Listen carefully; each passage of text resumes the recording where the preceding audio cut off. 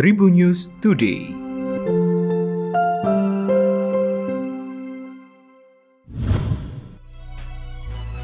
Halo Tribuners, berjumpa kembali dengan Tribun News Podcast ya. Untuk episode kali ini ada beberapa informasi penting yang kita awali dari nasional.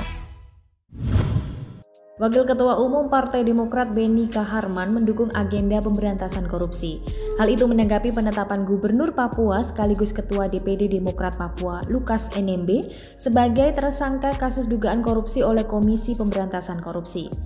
Benny Kaharman menegaskan pihaknya mendukung dengan catatan penegakan hukum harus adil tanpa pandang bulu.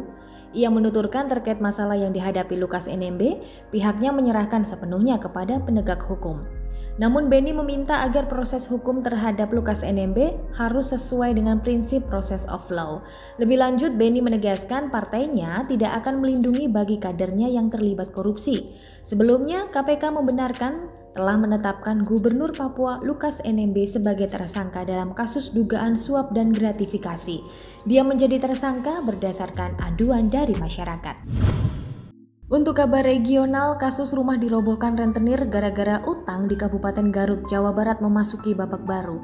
Polisi sudah menetapkan 9 orang tersangka dalam kasus ini, termasuk si rentenir yang memberikan utang dan kakak korban sendiri dan yang menyuruh 7 orang tersangka lainnya untuk merobohkan rumah korban. Para tersangka harus siap mendekam di balik jeruji penjara karena telah merobohkan rumah milik Undang 47 tahun. Mereka terancam hukuman 8 tahun penjara. Diketahui pembongkaran dilakukan oleh tersangka A pada 10 September lalu. Informasi tambahan, rumah yang dirobohkan berdiri di atas tanah warisan milik orang tua Undang. Namun dalam sertifikat hak milik atau SHM, sertifikatnya atas nama Undang. Dari rumor yang beredar Reza Arab selingkuh hingga membuat Wendy Walters menangis. Dugaan Reza Arab selingkuh semakin kuat ketika Wendy menuliskan cuitannya di Twitter yang menyinggung soal peran seorang istri.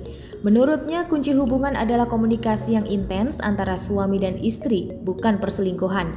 Reza Arab dan Wendy menikah pada 21 Februari lalu.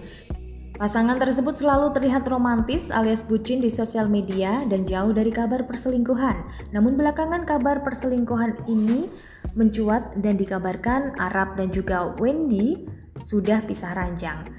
Sebelumnya pada April 2022 rumah tangga Reza Arab dan Wendy juga sempat diisukan retak. Hal tersebut lantaran Wendy menuliskan cuitan yang dikira netizen sebagai sindiran untuk Reza Arab soal kegatelan kepada banyak perempuan lain. Kita beralih ke kabar olahraga. Marc Marquez resmi kembali mengikuti agenda MotoGP Jepang 2022 setelah merampungkan balapan di sirkuit Aragon, Spanyol.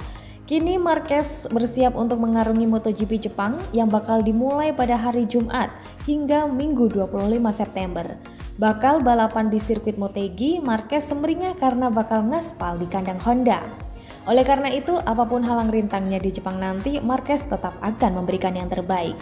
Marquez telah memiliki modal manis. Bagaimana tidak, Marquez menjadi rider terakhir yang merajai sirkuit Motegi pada 2019 lalu.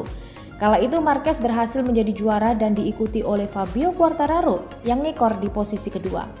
Walau ada banyak keuntungan, Marquez harus mewaspadai para rival. Satu di antaranya yakni Quartararo yang juga dari tim pabrikan Jepang, Yamaha. Dengan mengusung misi balas dendam, Quartararo justru ngotot pingin menang di Jepang. Oleh karena itu, patut dinantikan keseruan balapan MotoGP Jepang 2022 yang bakal digelar akhir pekan ini. Demikian informasi dari Tribun News Podcast, sampai jumpa di episode mendatang. Tribun News Today.